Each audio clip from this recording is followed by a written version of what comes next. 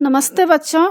आज मैं आप लोगों को क्लास 9 स्पर्श का पाठ वैज्ञानिक चेतना के वाहक चंद्रशेखर वेंकट रामन, इसका मैं एमसीक्यू प्रश्नोत्तर पढ़ाने जा रही हूँ। इससे पहले भी मैं क्लास 9, क्लास 10 कृतिका क्षितिज स्पर्श संचयन, इसका मैं एमसीक्यू बना चुकी हूँ और फुल एक्सप्लेनेशन, समरी और क्वेश्चन आंसर भी बहुत ही आसान रूप में पढ़ाई हूँ। तो उन सबको देखने के लिए आप ऊपर दिए गए आई बटन पर क्लिक करके देख सकते हैं, या नीचे दिए गए डिस्क्रिप्शन बॉक्स में देख सकते हैं, या प्लेलिस्ट में जाकर देख सकते हैं। और बच्चों, आप मुझे इंस्टाग्राम, फेसबुक और ट्विटर पर भी फॉलो कर सकते हैं। तो अभी हम लोग पढ़ेंगे वैज्ञानिक चेतना के वाहक चंद्रशेखर वेंकट रामन, जिनके लेखक धीरंजन कुमार मालवीय जी हैं। तो इसमें कुछ पैराग्राफ दिया गया है पाठ का, उसके बाद एमसीक्यू इसमें से ही पूछे जाएंगे। जैसे आप देख सकते हैं कि समुद्र की नील वर्गीय आभा को भी असंख्य लोग आदिकाल से देखते आ रहे थे, मगर इस आभा पर पड़े रहस्य के पर्दे को हटाने के लिए हमारे समक्ष उपस्थित हुए सर चंद्रशेखर वेंकट रामन। बात सन 1921 की है, जब रामन समुद्री यात्रा पर थे। जहाज के डेक पर खड़े होकर नीले समुद्र को निहारना प्रकृति प्रेमी रामन को अच्छा लगता था। वे समुद्र की नीली आभा में घंटों खोए रहते। लेकिन रामन केवल भावुक प्रकृति के प्रेमी ही नहीं थे, उनके अंदर एक वैज्ञानिक की जिज्ञासा भी उतनी ही सशक्त थी। यही जिज्ञासा उनसे सवाल कर बैठी, आखिर समुद्र का रंग नीला ही क्यों होता है, कुछ और क्यों नहीं? रामन सवाल का जवाब ढूंढने में लग गए। जवाब ढूंढते ही वे विश्वविख्यात बन गए। तो इसमें देख सकते हैं कि कितना इसमें प्रश्न बनेगा। क है, चंद्रशेखर वेंकट रमन ने किस रहस्य से पर्दा उठाया?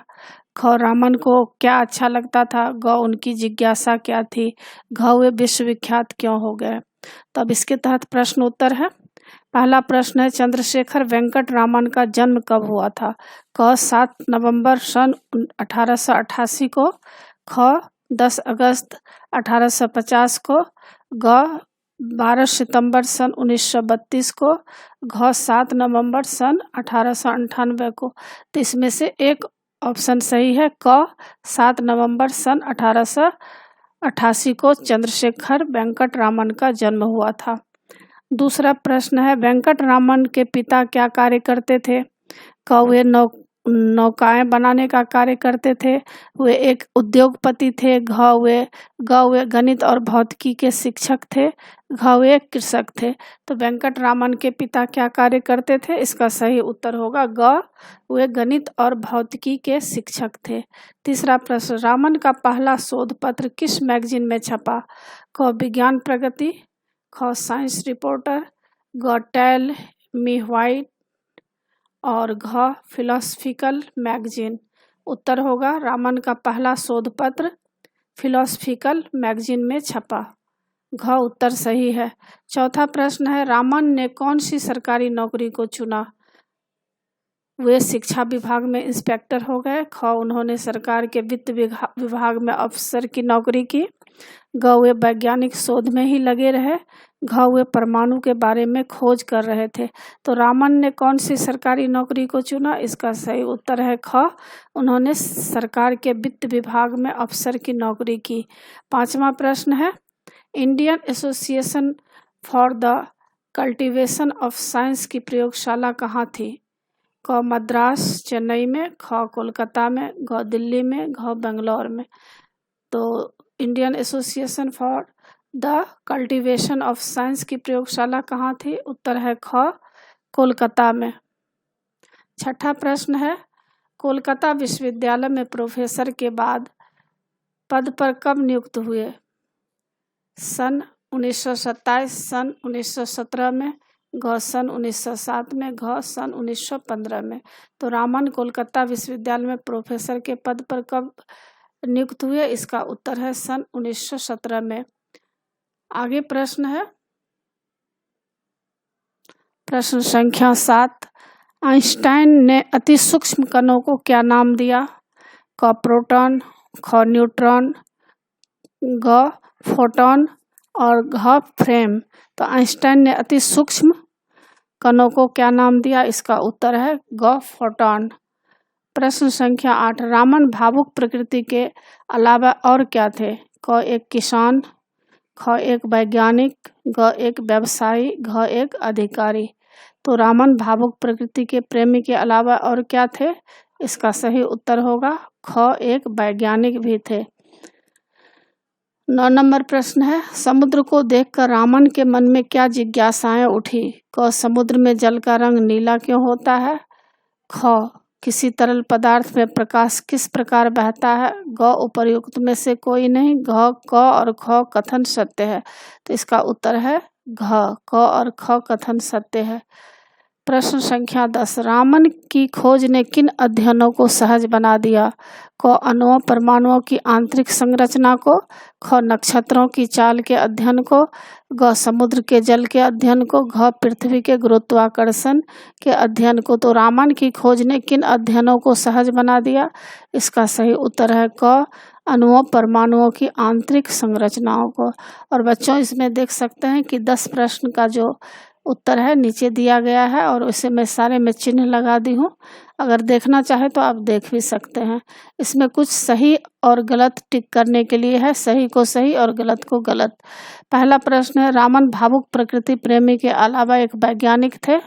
सही है। ख रामन का स्वाभाविक रुझान खेल की ओर था। गलत। ग रामन ने सरस्वती की साधना को सरकारी सुविधाओं से अधिक महत्वपूर्ण समझा। सही। घ समुद्र यात्रा के दौरान रामन के मस्तिष्क में यह प्रश्न हिलोरे ले रहा था कि आधे समुद्र का जल नीला क्यों है। सही। अंगह का आइंस्टाइन के पूर्ववर्ती वैज्ञानिकों का मानना था कि प्रकाश तरंग के रूप में प्रवाहित नहीं होता। गलत। च आइंस्टाइन ने अति सूक्ष्म कणों की तुलना बुलेट से की है। सही।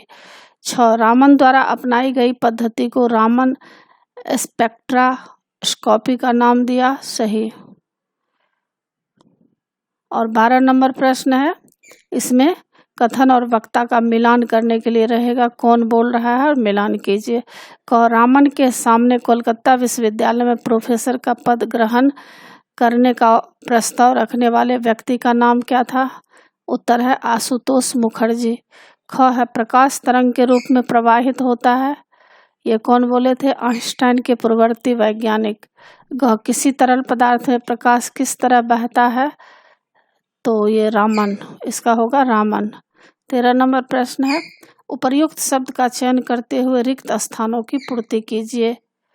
Infrared spectroscopy, Indian association for the cultivation of science, philosophical magazine, भौतिकी, रामन रिसर्च इंस्टीट्यूट।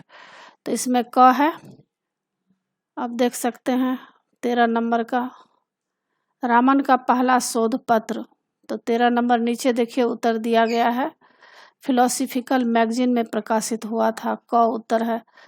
13 का आप नीचे देख सकते हैं सारे उत्तर दिए हुए हैं। ख का रामन की खोज डैश के क्षेत्र में एक क्रांति के समान थी।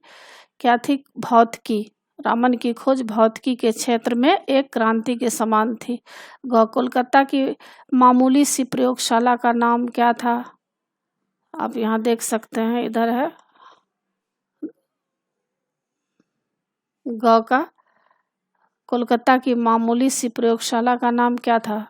तो इसका उत्तर है Indian association for the cultivation of science. घ रामन द्वारा स्थापित शोध संस्थान डैश नाम से जानी जाती है। क्या नाम से जानी जाती है? Raman research institute. अंग पहले पदार्थों के अणुओं और परमाणुओं की आंतरिक संरचना का अध्ययन करने के लिए डैश का सहारा लिया जाता था। इंफ्रारेड स्पेक्ट्रोस्कोपी का सहारा लिया जाता था। तो इसी के साथ बच्चों पाठ की समाप्ति होती है। आशा है आप लोगों को सारा पाठ अच्छी तरह समझ में आ गया होगा और एग्ज़ाम के लिए अच्छी तरह तैयार कर लीजिएगा। और बच्चों आप मेरे चैनल देवज नागरी को ज़रूर सब्सक्राइब कीजिएगा और सब्सक्राइब के बगल में बेल आइकन बटन है, उससे क्लिक कीजिएगा, लाइक कीजिएगा और शेयर कीजिएगा। कमेंट्स ज़रूर कीजिएगा कि आपको यह पाठ कैसा लगा। नए पाठ के साथ फिर मैं मिलूँगी बच्चों। धन्यवाद।